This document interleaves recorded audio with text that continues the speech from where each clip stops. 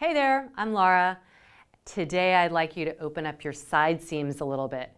Think of the side of your body as starting from the outer ankle, up the outer leg, up the outer trunk, and all the way up. Well, we're not going to hit all of that today, but I'm going to take you through a little movement sequence that I hope helps you feel like you're opening the side seams.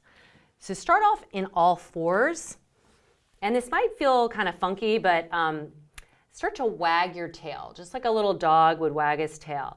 And what you might notice is when you do that, that movement of the pelvis is pulling on one side seam and shortening the other. So you might start to notice which side feels more restricted. Like my right side definitely feels more restricted. So I can put a little bit more tension in my abdominals as I bring the hips to the left, pulling on that right side seam. So this is just a very simple way to get down on all fours, wag your tail. Should feel pretty nice. And then we'll find a neutral position, keeping your skull up. I talk about this a lot. You can always put your hand behind your head to get your skull in line. Because of our forward head position so many people are in, head is really down, and that affects the entire chain. So you can always look forward, lower the chin, keep the abdominals in, and tuck the knees in pretty close. Slide your left leg back. It's on the floor. Keep quite rigid in the abdominals, and just start sliding the left leg over to the left and then across to the right. And so this movement is happening in the hip, and we're attempting to keep everything else super solid. But moving, especially over to the right, you'll start to get an organic pull along the side seam. Do that 2 more times. And then we'll bring that left foot forward. You can pick up your left hand. So this is a low lunge, and the left arm comes up.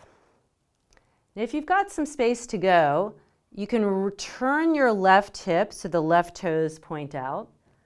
And you should feel a pull on some of that side seam where the hip meets the back. The left arm can be up, or you can reach it over a little bit. This is one of my favorite moves. Do it every day. It feels so good. Opening up. Your right hand can be on a block if this feels like way too low for you. Just prop up more, but you still have that connection. Last breath there. And then I'm going to turn the left foot to face forward, plant the hands, lift your left leg in a 3-legged down dog, and then do the same thing you just did on the ground. Out to the left, across to the right. And it's a little more challenging now to keep everything steady. So you're going to have to hold the muscles around your ribs, your spine, all those core muscles strong. One more time to the left and right. And then bend your left knee. Rotate it so that knee is parallel to the front of your mat. Stretch your right leg out. This is like a gate pose in yoga, but the left hand will stay down.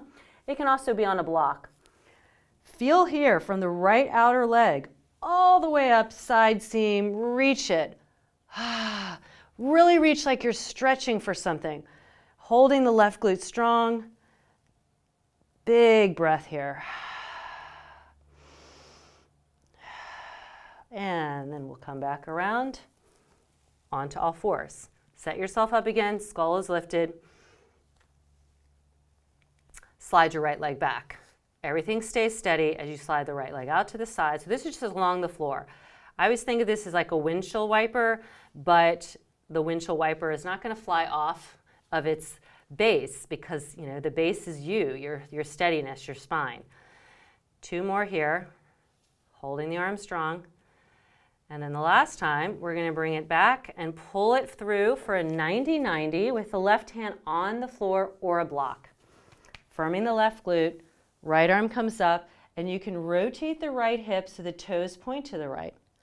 Feel how that pulls along the side seam where it meets up with the outer hip, and then add a reach forward with the right arm. Lift your breath into the side waist.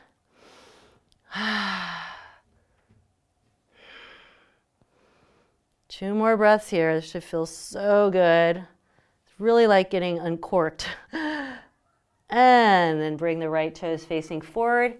Hands down, 3-legged down dog, right leg lifts up. Press into the floor, then move the right leg to the right, and across to the left. Keep the toes facing the floor. So it's a pure movement of hip abduction and adduction. Last time, bring the right knee to the floor, parallel the knee to the front of the mat. Left leg extends, right hand is on the floor or a block. Get your pelvis in alignment so you're not sinking back. Use the right glute and reach the left arm. Reach more than going down, reach up. So you really feel from the diagonal of the left foot into the left arm. One more breath there. And then both hands come down. You can sit back for a child's pose if that feels good. See if you've released a little bit around the back rim, because that's going to help the sides. And then you can walk your hands to one side, getting a little bit more pull on the side seam. You can also be way up if it feels clogged, have the hips down. And then the hands over for this side seam. So that's just a real quick sequence that can be super effective for opening the side seams. When you open them up, you're going to be opening up the front and back as well and establishing that beautiful posture. So go for it. And until next time, keep moving.